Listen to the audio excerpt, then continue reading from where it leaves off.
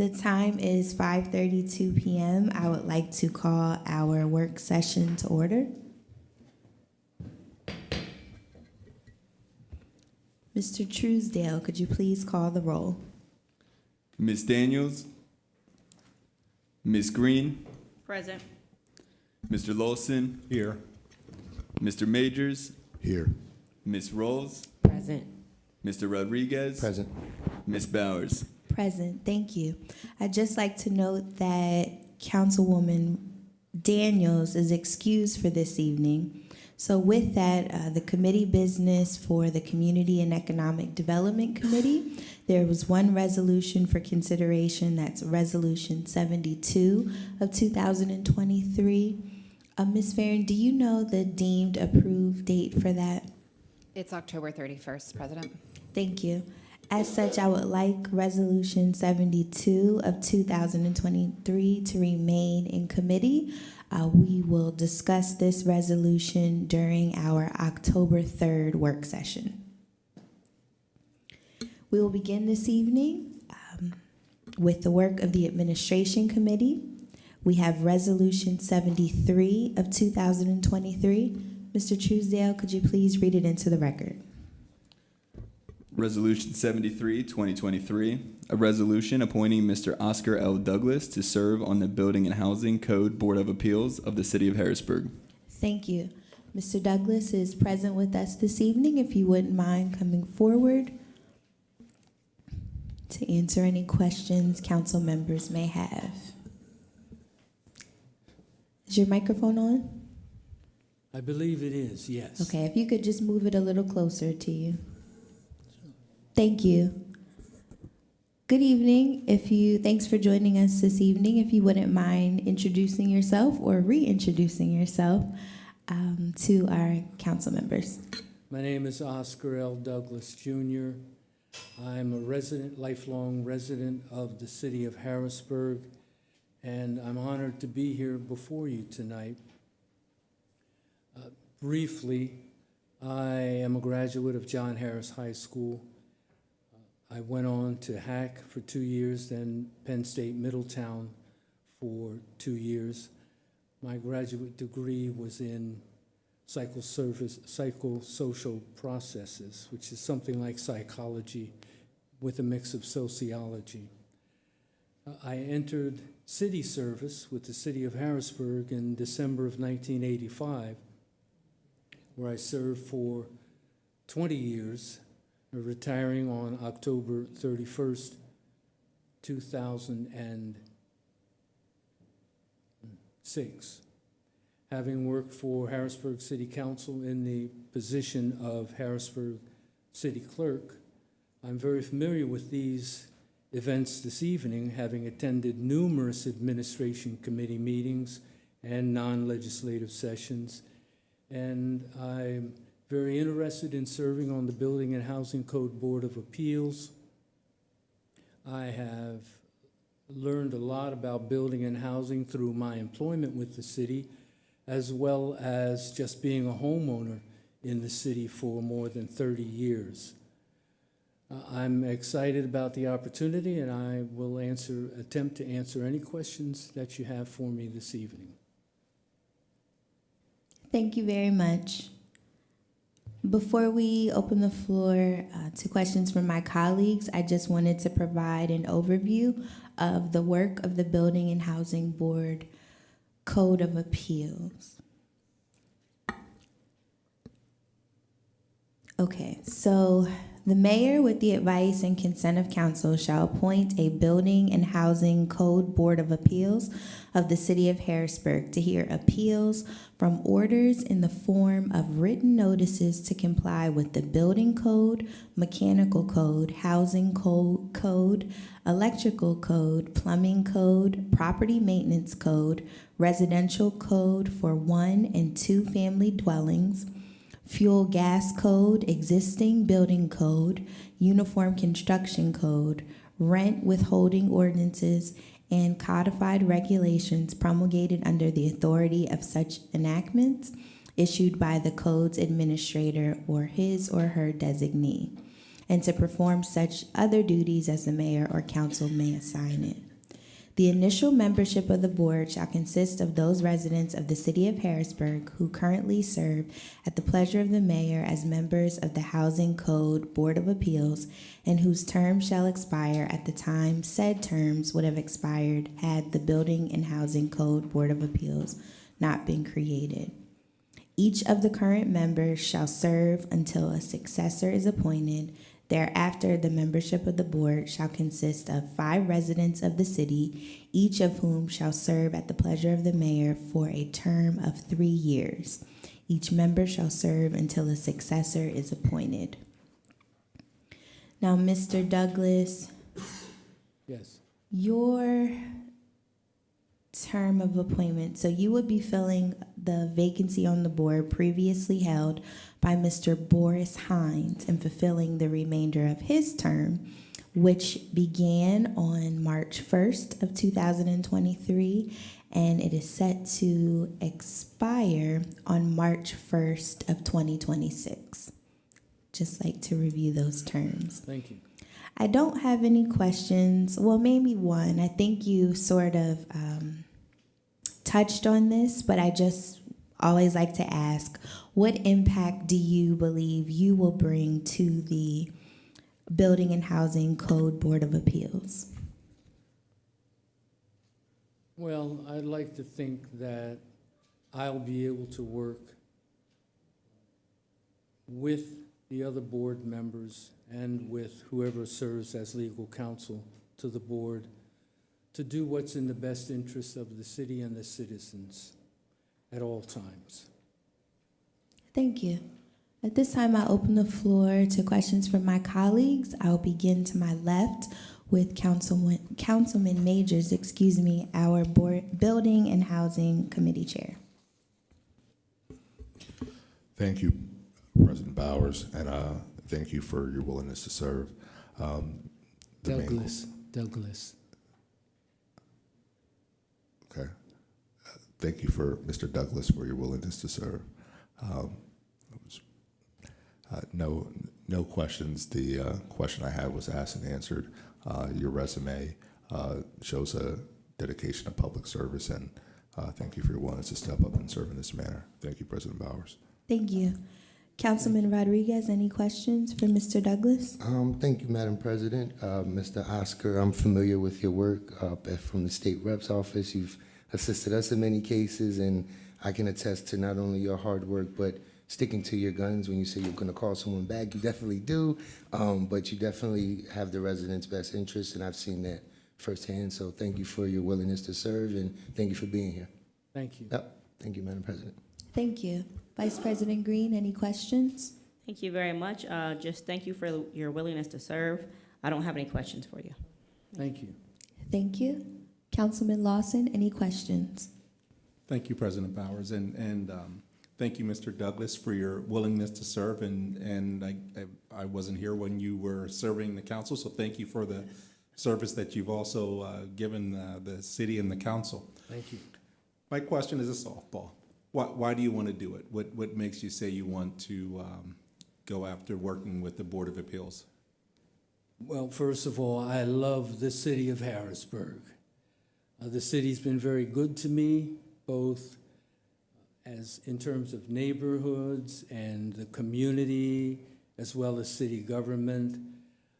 I've done everything I think is significant in my life here in the city of Harrisburg, and it's given me the retirement, has given me the opportunity now to give back to the city that I love. And so to me, it's an honor to serve. It's an honor to be asked to serve. And it's one that I take very seriously. And I think that it's one of the highest duties that we have, to be called to serve others. Thank you. Thank you very much for your answer, and that's all that I have. Thank you. Councilwoman Rawls, any questions? Thank you, President Bowers. Good evening, Mr. Douglas, and I echo the sentiments of my other council members. Just thank you for being willing to volunteer and being on the Housing Code Board of Appeals. I know it's a very important job, and you have a lot of experience. So we just really appreciate the work that you're going to be doing on that board. So thank you. Thank you very much. You're welcome. Thank you. If there are no other questions or, oh, Councilman Majors? This one, I would be remiss in asking, do you anticipate or expect is there anything that you deal with in your business relationships or personal dealings that would rise to the level of you having any conflicts of interest with the work done by the board? No, I don't anticipate any problems. Okay. All right. Thank you. Thank you. Are there any other questions for Mr. Douglas? Okay. Thank you for joining us this evening. I move to add Resolution 73 of 2023 to our next legislative session agenda. Thank you very much. You're welcome. Thank you. This concludes the work of the Administration Committee. We will now move to the Building and Housing Committee. I'll defer to Chair Majors. Thank you, President Bowers. Before the Building and Housing Committee, we have one resolution, Resolution 70 of 2023, a resolution approving the disposal of certain personal property owned by the City of Harrisburg, which has exhausted its useful life for city operation. Is there anyone from the city that will be here to handle that? There we go. Commissioner?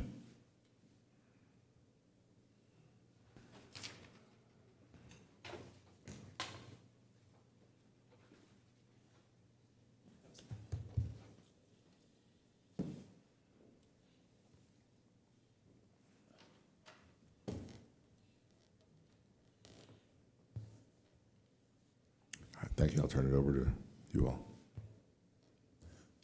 Thank you, Mr. Majors.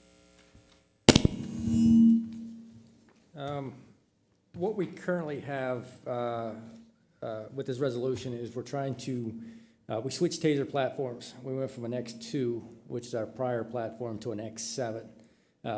With that, the contracts that we had required us to give back all the X2 TASERs, but not the cartridges that go with them. So all the TASERs went back to Axon, leaving us with the cartridges and really nothing to do with them. We've had the X7s for about 3 years now, so those cartridges have been laying around and holsters have been laying around. As we try to, I was approached by someone, this UPMC, to see if we had equipment, and then what we'd be willing to do with it. So the list of equipment, if you got the resolution, is listed in there. Mainly consists of the cartridges, batteries, and holsters.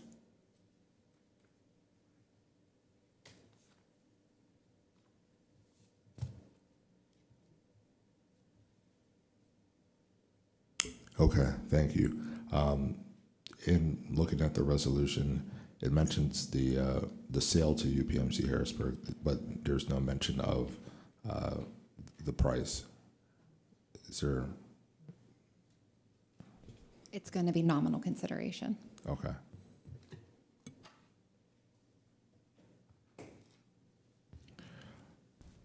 All right. There are any, so just nominal. We can't get into any specifics with respect to the price for these items, given. It's effectively a donation, right? Okay. Yes. Yes. All right. So we're donating them. Okay. All right. Thank you. And this is all going to which division of UPMC is this for? It would be their police department down there. Okay. All right. Thank you. All right. No further questions for myself. I will start with, to my left, with our Public Safety Chair, Councilman Rodriguez. Any questions? Thank you. I guess it was just more of a point of information as to the contents of the resolution. Would this not be public safety, or just for clarity? It should have been. I was going by the caption, so I assumed that it was. Yes, No I assumed it was IT related. Thank So you, that's ma'am. my error, No worries. but Gotcha. Thank you, Madam President. Thank you, Wes. All right. And then I will start all the way down to my far right with, continue to my far right with Councilwoman Rawls. Thank you, Councilman Majors, and good evening to you both. I don't have any questions. It was pretty straightforward. All right. Thank you. Councilman Lawson. All right, thank you, Councilman Majors, and thank you, gentlemen, for this presentation. I really don't have any questions because it is fairly straightforward if we're not able to use it anymore, and UPMC has been a good partner, so I don't have a problem with a donation in that direction. So that's everything I have. Thank you. Thank you. All right. Vice President Green Thank you. I don't have any questions. It's pretty simple. Thank you. and President Bowers. I don't have any questions. Thank you for clarifying. Thank you. Thank you. All right. Seeing and hearing none, I ask that Resolution 7 be placed on the agenda for our next legislative session. Thank you all. That Thank concludes you. the work Thank of the Building and Housing Committee. Thank you, Young. Thank you, Commissioner Carter. Thank you, sir. Thank you. As I mentioned earlier, we will move over the work of the Community and Economic Development Committee. The Resolution 72 of 2023 will be discussed during our October 3rd work session. Our final committee business this evening is with the Parks, Recreation, and Enrichment Committee. I will defer to Chair Rawls. Thank you, President Bowers. Good evening, everyone. Parks and Recreation Committee have Resolution 71 of 2023, which is a resolution authorizing the City of Harrisburg to negotiate and enter into a professional service agreement with Evolve LLC to develop a comprehensive recreation, park, and open space plan. Is there anybody from the administration here to further discuss this?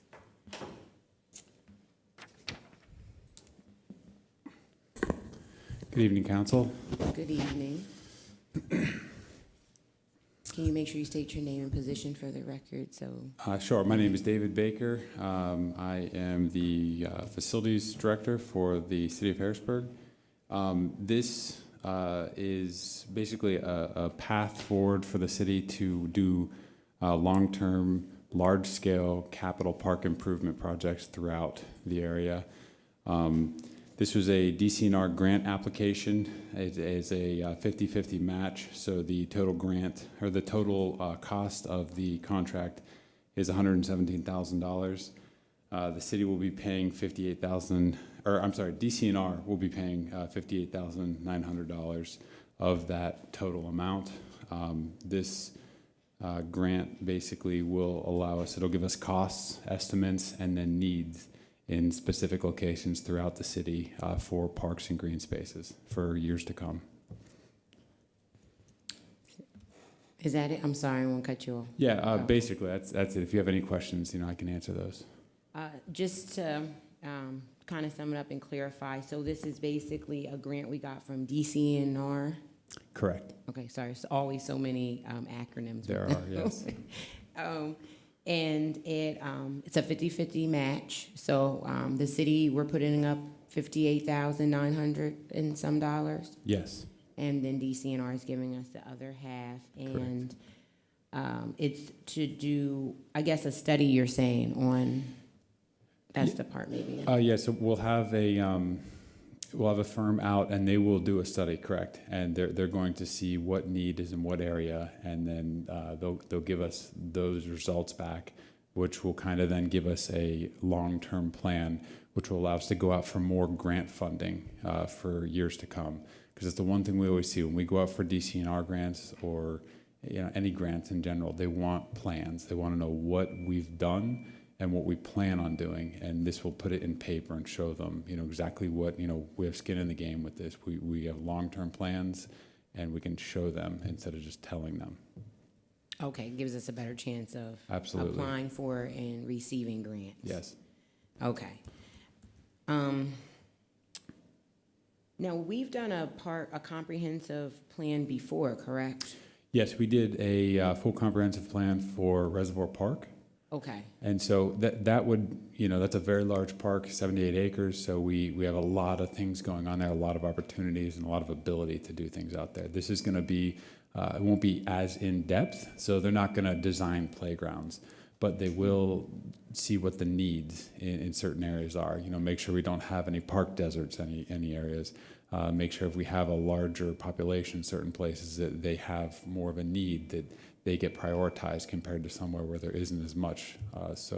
Or if there's newer parks there, that we make sure we focus on places that don't have those newer parks or newer amenities. Okay, so it's gonna do the whole, all city parks? Yes, it Okay. should cover the whole gamut throughout the city. Okay, that's the only questions I had. I will start to my far left with Councilman Rodriguez. Do you have any questions? I do. Can you come back to me, Madam Chair? Yes, I can. Thank you. Yeah, no problems. Councilman Majors, do you have any questions? Yes, thank you.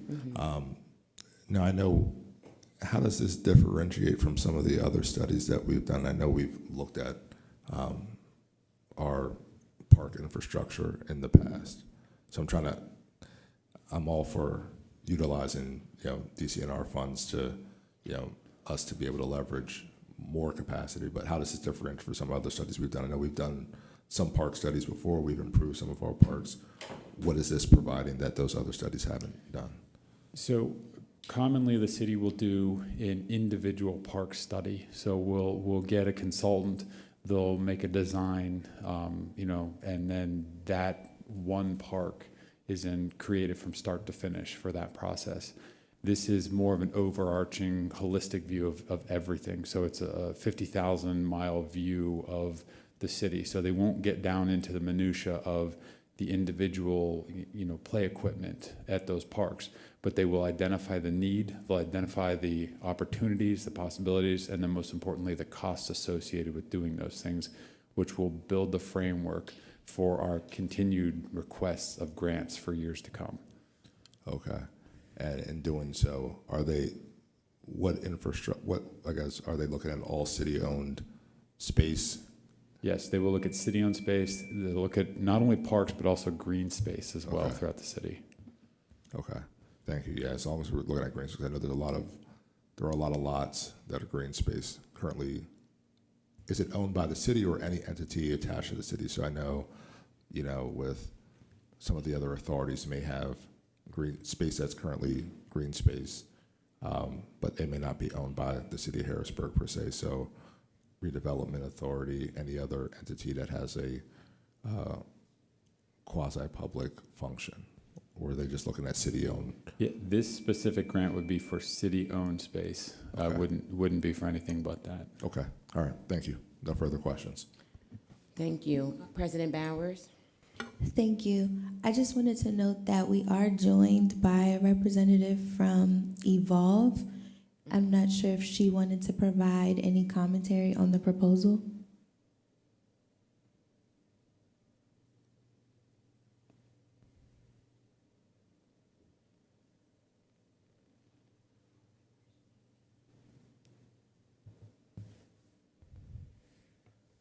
I was wondering what you guys were looking at. But.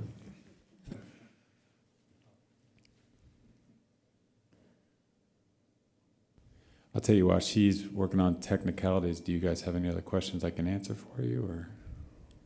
Do you have any Vice President? Oh, no, it's President Bowers. Sorry. No, I was just curious about the proposal, just so people could learn a little bit more about Evolve and then some of the work they've done. It looks pretty comprehensive.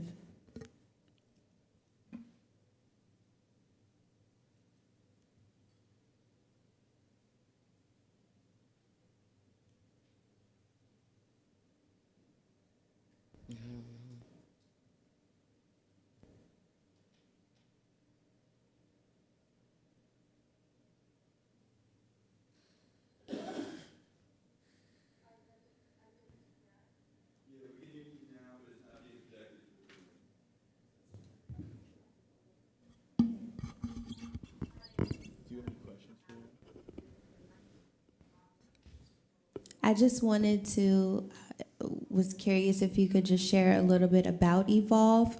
We have the documentation about you and your proposal in front of us, but just wanted anyone listening in to learn a little bit more about you and the proposal that you've made.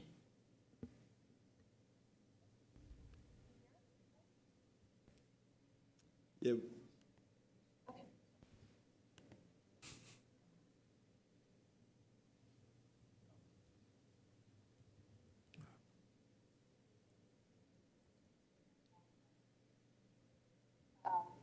So we are excited because this is an important document to be able to strategically plan for many years and for capital improvements in your park system. And it also helps you understand where issues of equity might be of concern, where you have park deserts or where you have, great assets that might be improved to meet the needs of your residents. So this system is pretty comprehensive. We look at every park, we visit every place that that you have designated for us. We evaluate it, and we understand if it's in good shape or not in good shape, and we make recommendations for what it could be. We also understand you have some open spaces that we can also look to see how those are being used by the public as well. We just are finishing, we're in the middle of, I should say, a similar project for Lancaster, and finding some fascinating opportunities for them to pursue as they think about equitable parks for the city. Thank you. And you're based in Pittsburgh, is that correct? Okay. Based in Pittsburgh, and we'll be out there. You'll see us traipsing with clipboards, talking to people, and looking at things. So we hope to meet you. Okay. Well, thank you. I don't have any other questions. Thank you. Vice President Green. Thank you, Councilman Rawls. I have a couple of questions for Mr. Baker. So it seems like it's more of an inventory and needs assessment for the city's parks and open spaces. Is that kind of a way of describing it? I mean, you could. I guess the way I've always thought about it is this is our roadmap as far as grant funding goes for long-term parks upgrades and improvements. Okay. Will we be going into like any planning during this process, such as like park connectivity, walkability, accessibility, like how our parks connect to each other? Yes. I know that's something that in the overarching city comprehensive plan was discussed, but I don't think it's something that's really been followed up much on. And it's really important for our citizens to be able to walk to the different parks and how the parks connect to each other. Right. And I think that's what something such as this will really lend itself well towards, is making sure we're looking at, as I said, like the holistic view of all the parks and how they connect and how they interact with each other, instead of just looking at one individual space at a time and then hoping at the end, we can make it all work. Okay. And then just lastly, as far as like the RFP process, how do we choose this company? As a city, what were we looking for when we were evaluating these? Right, so we wrote up the bid specs, and then we received, I think, 3 different bids, and we had a panel of 4 individuals of city employees that graded those bids. And this company, I think, scored the highest on the panel, and that's how we picked the current company. Okay. Thank you. I think that's the only questions I have. Thank you, Vice President Green. Councilman Lawson. Most of my questions were asked and answered, but because I don't have it in front of me, do we know when as the grants are approved, like when the study would begin and when it should be concluded? So again, this is hopes, right? I'm hoping we can begin the study around November, and then I'm guessing that the study will take roughly around 18 months. Okay, great. Thank you. That's everything I have. Thank you. And just one last question. If you said begin in November, hopefully? I'm hoping, yes. Okay. And then when it concludes, what are the next steps that are taken after that? Well, I think the next steps that we would hope to take after that would be to start applying for additional grants. And instead of doing one park at a time, hopefully we can apply for multiple parks simultaneously, since we'll have a larger plan. Once we get those park grants, possibly part of the grant, it depends on how the grant would be structured, we could do additional comprehensive studies to actually do the individual parks, and that'll be more of the minutia, getting into the detail of each park design. And so that's like the very next steps. Thank you very much, Director Baker. Does any of my other Councilman Rodriguez, do you have questions? Yes, yes, Madam Chair, thank you. I'm sorry for the delay. I was trying to pull up our current comprehensive plan. I'm having trouble getting it from the website, but I could be incorrect, but I thought the comp plan covered the parks in the city in its entirety and the plan to move forward. But I could be wrong. There's more than one thing that people call a comprehensive plan. Okay. I think there's a comprehensive plan for Reservoir Park, which is a park plan. This is a park plan they're talking about for all the parks.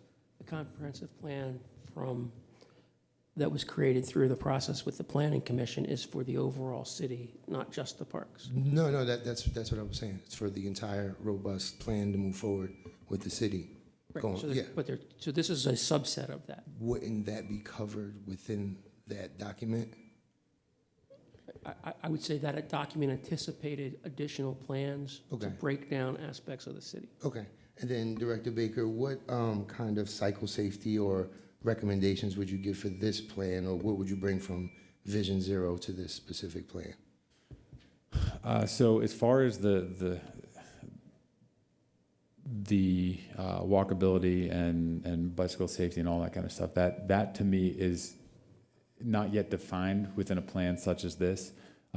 They'll talk about possibilities, what we can do, what we should connect, where the needs are, and then how we can do that. But obviously, if we're going to get into safety aspects of things, we'll need to do additional traffic studies and opportunities for different forms of transportation. And there's unfortunately, there are multiple layers to a project such as this. This is really, like I said, it's a high level overlook on everything that gives us all different types of options. So by no way will this be the end all be all. Wouldn't safety be a major component to that?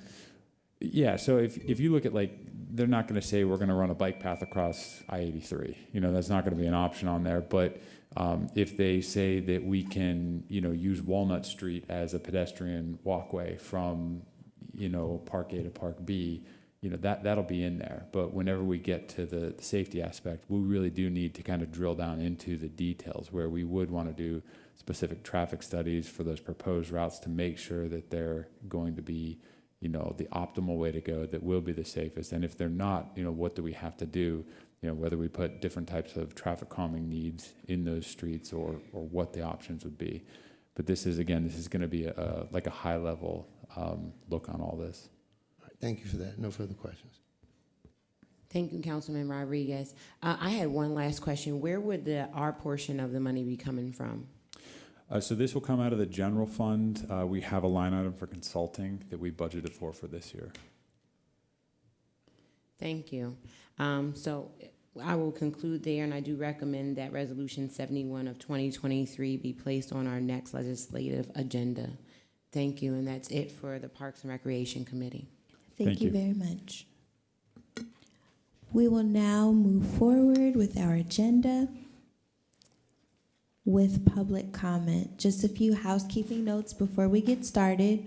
Please state your name and your address for the meeting record. If you don't feel comfortable sharing your address, please share the vicinity in which you live within the city. You'll have 2 minutes to share your comments, and Mr. Truesdale will serve as our timekeeper. I'll begin to my right. Is there anyone that would like to offer public comment? Seeing and hearing no one, anyone in the middle section?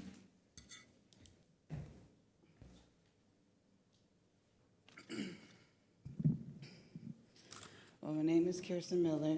That should be known for now. And I'm from Harrisburg City.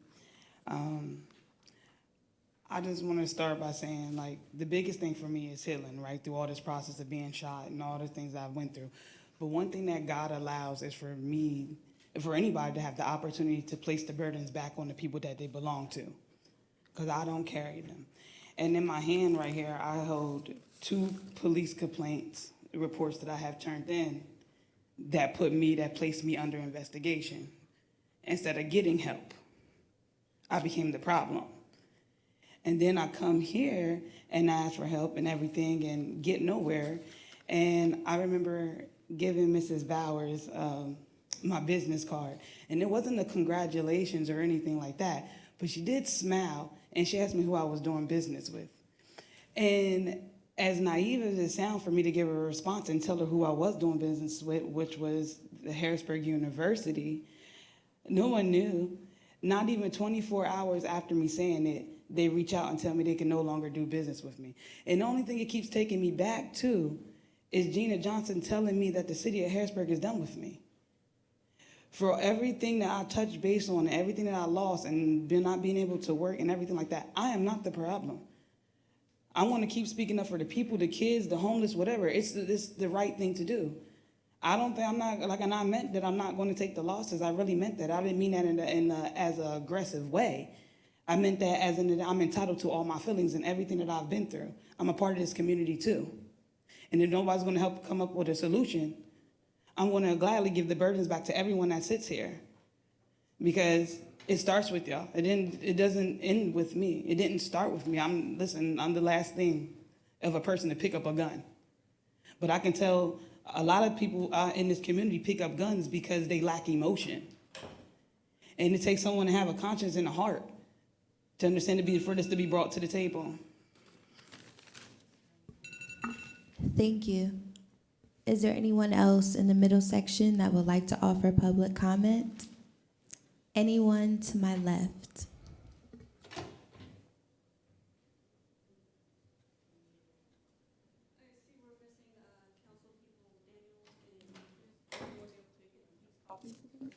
Yes, if you wouldn't mind sharing them with Mr. Truesdale, and he can pass them out while you share your comments.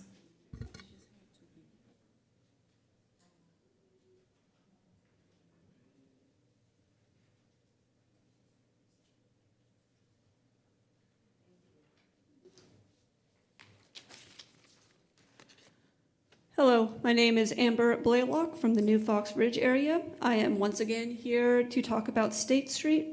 In particular, I am here on behalf of Strong Towns Harrisburg to share our preferred plan for State Street redevelopment. I want to talk a little bit about our reasoning behind this. As you may know, in 2018, State Street was the most dangerous street in the nation, which is not an exaggeration, but a statistical truth, because it had a death rate of 88.64 deaths per 100 million vehicle miles traveled, which is nearly 4 times as many as New York City's infamous Boulevard of Death in the 1990s. The reasons for State Street's dangerous nature are no mystery to those familiar with road safety. In fact, for those familiar with Strong Town's philosophy, State Street is a classic example of a STROAD, a hybridization of a street and road which fails to accomplish the primary purpose of either, resulting in an inefficient, expensive, and incredibly dangerous thoroughfare. For those unfamiliar with the term, and what we mean by distinguishing street and road in separate terms, in a nutshell, a road is a connection between destinations, something basically a step down from a highway. It has wide lanes, high speeds, and most importantly, few points of conflict where a driver may have to stop unexpectedly. It does not have many immediate turnoffs to businesses and houses. It does not have parallel parking spaces where cars may pull in and out constantly, or much foot traffic where pedestrians will routinely cross, and it certainly does not have school zones. These points of interest are the provinces of streets, which are low-speed places with narrow lanes, narrow streets, and destinations on either side. Streets are places where people are meant to live, work, and play. They are lined with on-street parking, residences, businesses, shops, libraries, and other attractions. Pedestrians cross regularly, cyclists intermix with the traffic, and children go to schools and playgrounds without fear of cars. STROADs combine the worst of these attributes. They have wide highway-style lanes, which encourage highway-style speeds. They have a large number of lanes basically, they have a lot of conflicts between vehicles, while also having a design which encourages high speeds, resulting in a great number of fatalities. State Street is a very clear example of a STROAD in action, and we have a suggestion for turning it into a true street. Thank you. Thank you. I'd like to return to my right. We are in the middle of public comment. Wasn't sure if you ladies would like to offer public comment. You don't have to if you don't want to. I just didn't want to miss you. Okay. you please come to the microphone, state your name and your address. If you don't feel comfortable sharing you'll be fine. If you don't feel comfortable sharing your address, just share the vicinity in which you live. Okay. You have 2 minutes to share your comment, and Mr. Truesdale will serve as our timekeeper. Okay, my name is Dewana Gay. I'm a home owner as well as a small business, and my small business is a home daycare. My issue is that we have to pay for these licenses, okay? And they're $350 a year. So I was backed up on mine, but I caught up on it. So $350 is saying fire safety, what else is it?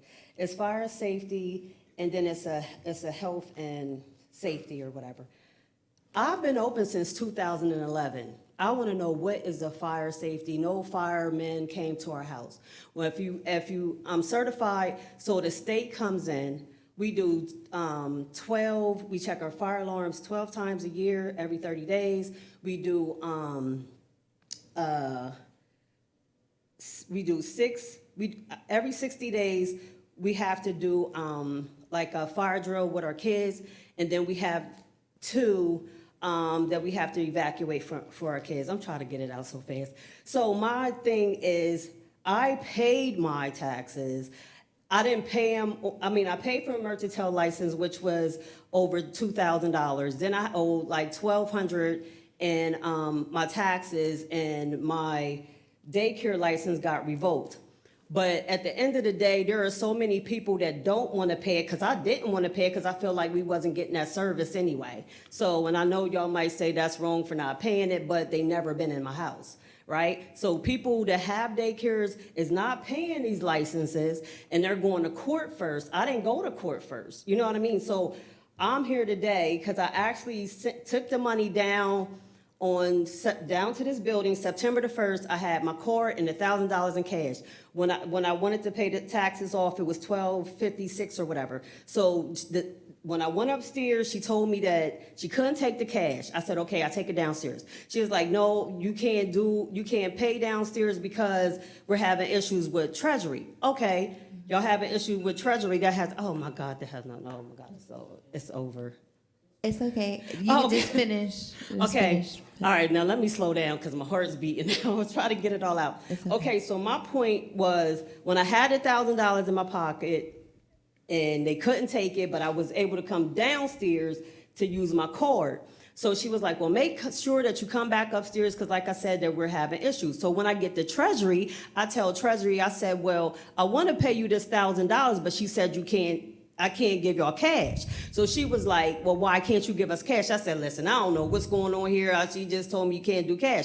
So I said, y'all still got the box out back. I ain't been down here in years, but it was always a box, right? So she was like, we still have the box. So I go back upstairs and show her that I paid the whatever, I forget, on my card or whatever, but I still had $1,000 in my cash. in my fanny pack. So I go upstairs and I said to her, but she said I could, drop the check off, go home and drop the check off and put it in the box out back.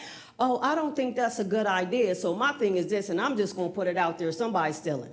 Because why wouldn't you take the money? Because you took money, checks, and the cash when I paid for all of these licenses back in April. It's like 7 of them, 7 years worth.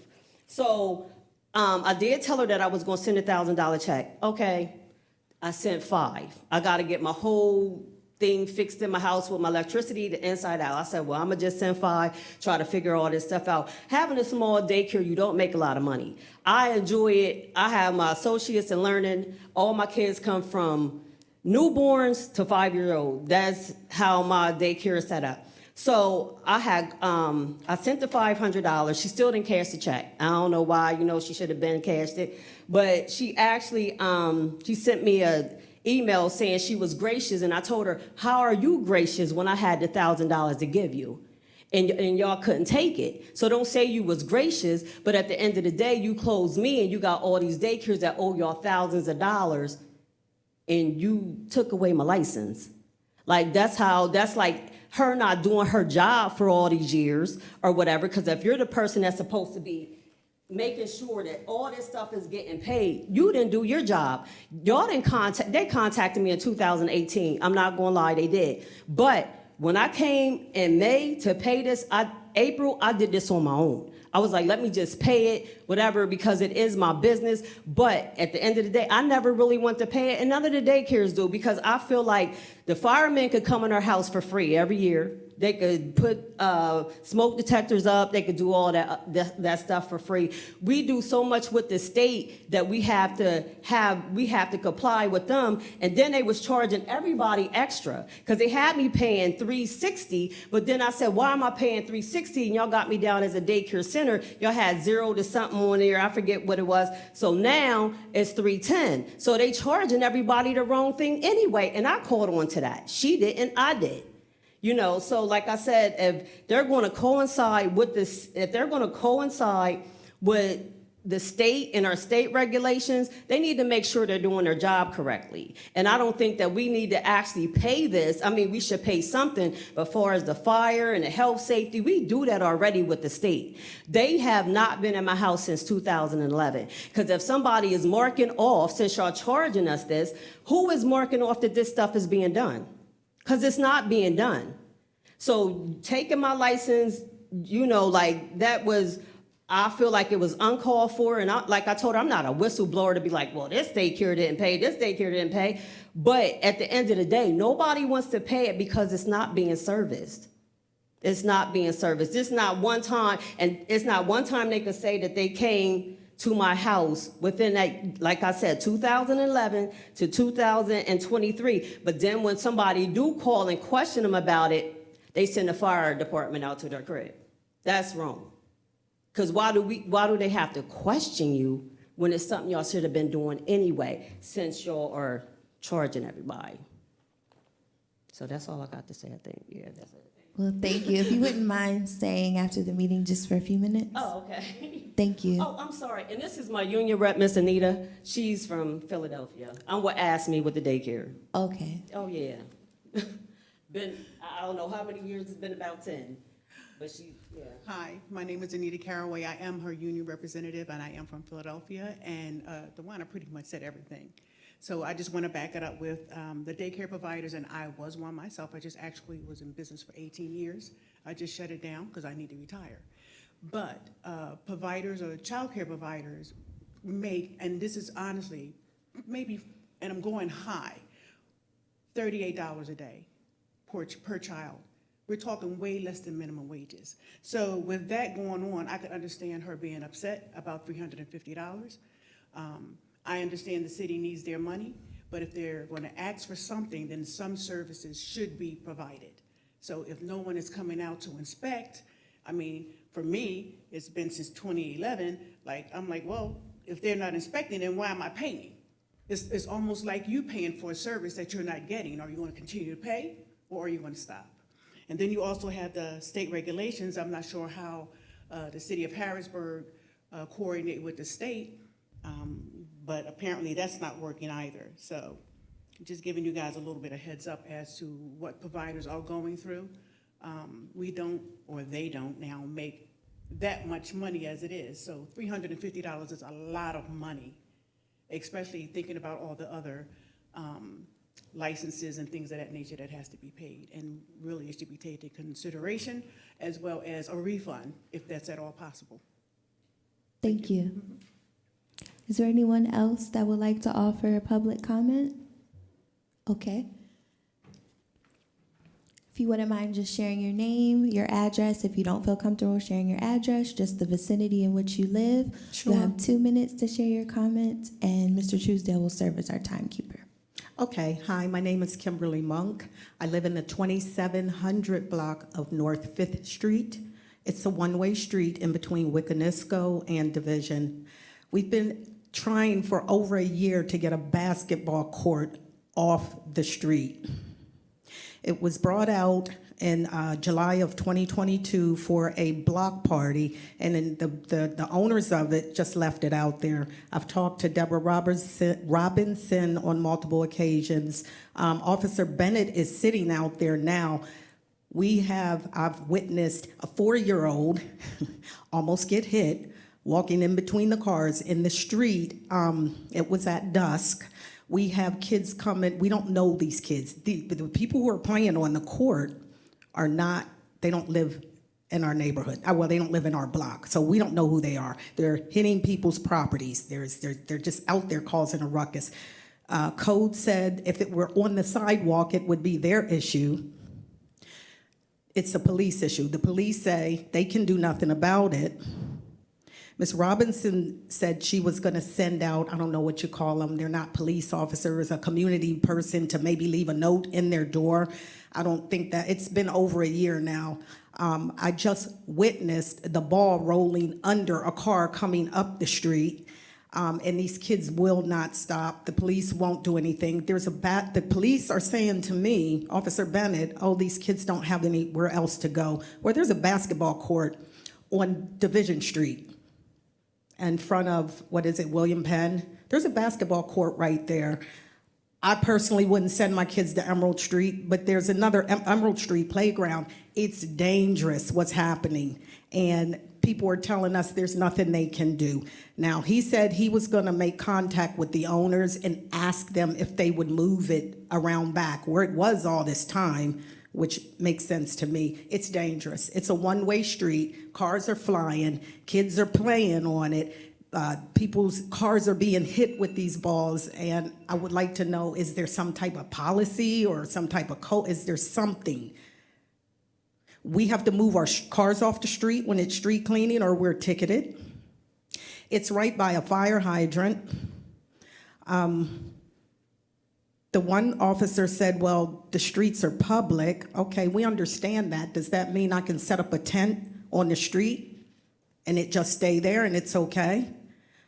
Is there any type of policy or procedure? Who should I be talking to? And we've been calling Harrisburg police almost every day because they're out there after school almost every day. If you wouldn't mind staying after the meeting Sure, as well? sure. To talk with Chair Rodriguez. Okay, okay, thank you. And my other thing is I've been emailing with an Alicia Davidson for over a year now. She said that the project, what I want to know is, has there been progress on this project? There's a tree that's touching 5 different properties. They were instructed to trim these trees back from the properties over a year ago. I spoke with Ms. Davidson one time, but after that, it's been all email. The last I talked to her, first it was they couldn't find a company. Then she said they found a company, but they had to collab with PP&L. And then it was, we need to do it in warm weather, and we'll be doing it by, I believe she said, February, April. And then the last time I talked to her, it was be patient. It's been over a year, so I was just wondering if there was any progress on this project for 2725 North 5th Street. It's touching properties on Real Street and 5th Street. And to be honest with you, this is the biggest tree in Harrisburg, according to Ellen, the arborist, because she came out. And there's no way. The tree was there before the houses were there. It's a huge tree, and it's dangerous. It's falling. It's dying. Ellen is saying it's not dying, but it's dying. And we have huge limbs falling all the time, electricity going out. Kids are back there playing. So I just want to know if there's been any progress on this project from Ms. Davidson, because I can't get anybody to answer the phones. Codes answers the phones. I want to give credit where credit is due. I can get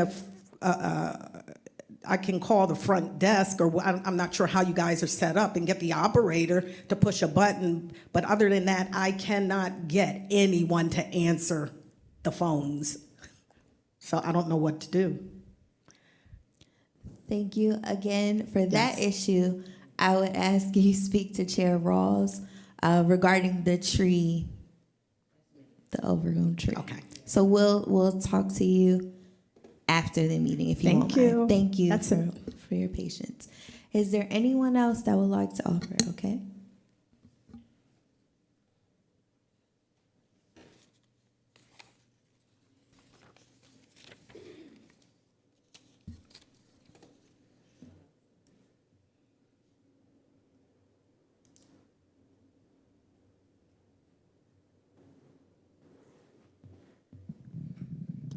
Hi, my name is Pam Auer. I'm from 124 Pine Street. And I wanted to say that I went to Capona this year, and I was very, very excited, very happy, very pleased with the majority of the access that was provided with the food trucks and some of the activities and the vendors. Having it in the street was great. It was truly accessible.